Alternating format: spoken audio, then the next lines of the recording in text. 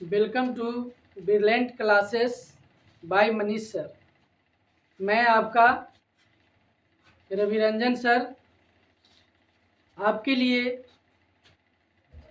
Previous year question history से related जितने भी हैं वो आज हम देखेंगे।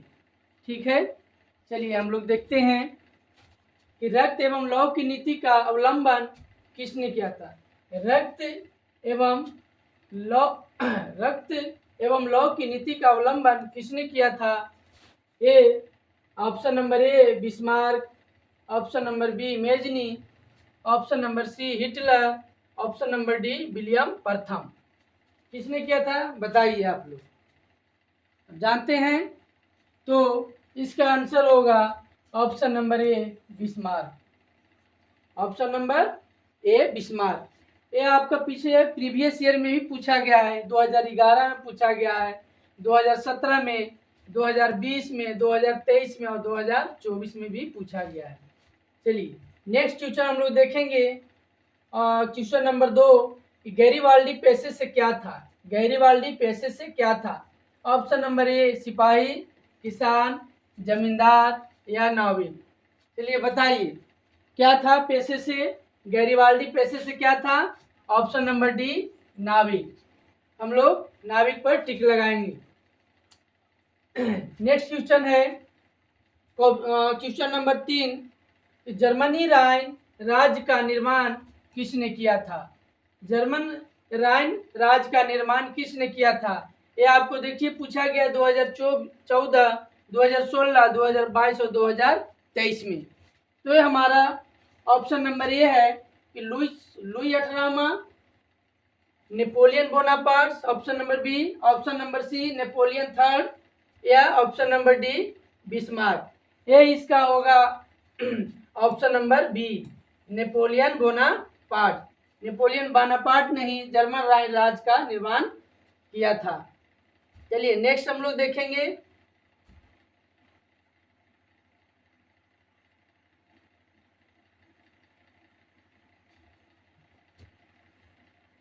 क्वेश्चन नंबर 4, गैरीवाल्डी पेशे से क्या था। ये हम लोग पहले करा चुके हैं। गैरीवाल्डी पेशे से क्या था, ये एक नाविक था।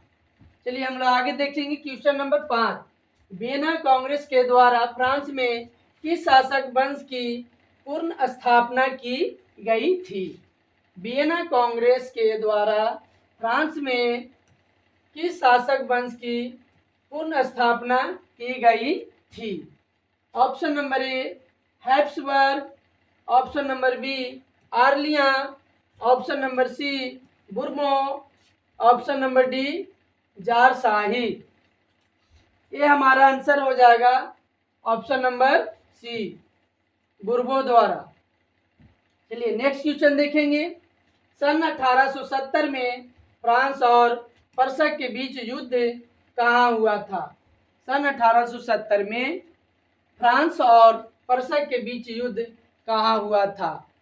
ते हमारा option number A Sedan, option number B Sadowa, option number C साइडाइन, ऑप्शन नंबर डी फ्रैंकफर्ट। ये हमारा बताइए आप लोग क्या होगा। ये हमारा हो जाएगा ऑप्शन नंबर ए सेडोन। कहाँ हुआ था 1870 में फ्रांस और पर्शिया के बीच युद्ध कहाँ हुआ था, सेडोन में। चलिए हम लोग आगे चलेंगे।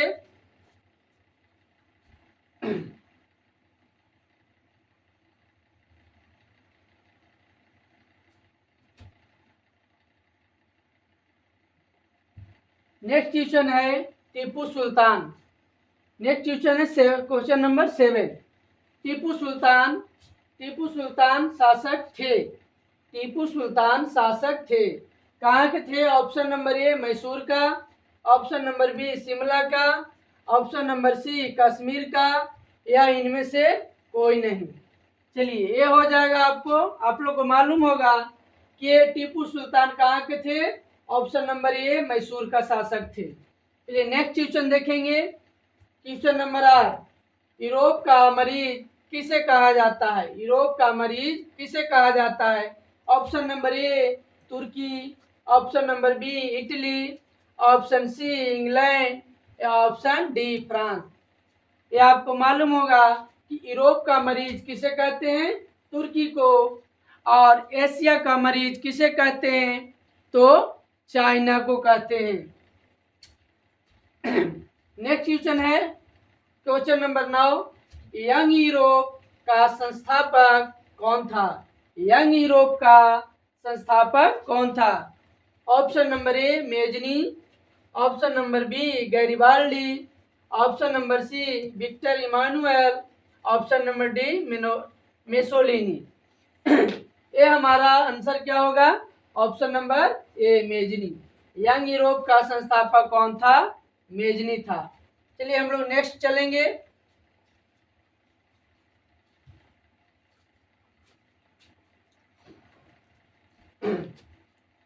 चलिए क्वेश्चन नंबर 10 में काउंट काबूर को विक्टर इमैनुअल ने किस पद पर नियुक्त किया था? काउंट काबूर को विक्टर इमैनुअल ने किस पद पर नियुक्त किया था? ऑप्शन नंबर ए सेनापति, ऑप्शन नंबर बी फ्रांस में राजदूत, ऑप्शन नंबर सी प्रधानमंत्री, ऑप्शन नंबर डी गृह मंत्री। चलिए बताइए क्या किए थे? ये आपका हो जाएगा ऑप्शन नंबर सी प्रधानमंत्री। चलिए next question, Vienna Congress. Next question हम लोग देखेंगे कि वियना कांग्रेस कब हुआ था? वियना कांग्रेस कब हुआ था? ऑप्शन नंबर ए 1815 ईस्वी में, ऑप्शन नंबर बी 1818 ईस्वी में, ऑप्शन नंबर सी 1820 ईस्वी में, ऑप्शन नंबर डी 1848 ईस्वी में। ये देखिए प्रीवियस ईयर ही क्वेश्चन है, 2020 में ही पूछा गया था सेकंड शिफ्ट में, और 2022 में भी पूछा गया था फर्स्ट शिफ्ट में। चलिए बताइए इसका आंसर क्या होगा? बताइए इसका आंसर होगा 1815 ईस्वी में। क्या होगा? 1815 ईस्वी में। नेक्स्ट क्वेश्चन हम लोग देखेंगे क्वेश्चन नंबर 12। फ्रैंकफर्ट की संधि पर हस्ताक्षर कब हुई थी? फ्रैंकफर्ट की संधि पर हस्ताक्षर कब हुई थी? ऑप्शन नंबर ए 1863 ईस्वी में, ऑप्शन नंबर बी 1864 ईस्वी में, ऑप्शन नंबर सी 1871 ईस्वी में, ऑप्शन नंबर डी 1872 ईस्वी में। चलिए बताइए क्या होगा? ये हो जाएगा हमारा ऑप्शन नंबर सी 1871 ईस्वी में। नेक्स्ट क्वेश्चन देखेंगे, इटली के एकीकरण में निम्न में से किसका संबंध नहीं है? इटली के एकीकरण में निम्न में से किसका संबंध नहीं है? चलिए हम लोग देखेंगे option number A Bismarck, option number B Mazzini, option number C Cavour, option number D Garibaldi. तो हमारा क्या आंसर होगा? Option number A Bismarck. Screen के सामने भी आओ, तुम अपना चेहरा लेकर खाली उधर। नेक्स्ट क्वेश्चन देखेंगे, इटली और जर्मनी के एकीकरण के विरुद्ध निम्न में से कौन था? इटली और जर्मनी के एकीकरण के विरुद्ध निम्न में से कौन था? Option number A England, option number B रूस, option number C Austria, option number D Prussia. ये आपका 2021 के फर्स्ट शिफ्ट में पूछा हुआ क्वेश्चन है कि नहीं? चलिए ये क्या होगा? इंग्लैंड होगा, रूस होगा या ऑस्ट्रिया होगा? इसका आंसर क्या होगा? ऑस्ट्रिया हो जाएगा, क्योंकि इटली और जर्मनी के एकीकरण के विरोध में कौन था? ऑस्ट्रिया था।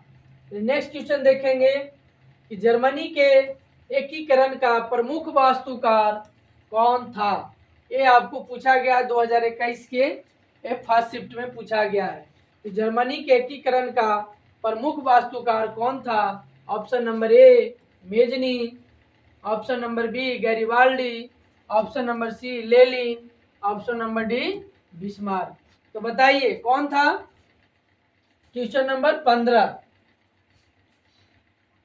ये आपका हो जाएगा बिस्मार्क। क्या होगा? बिस्मार्क।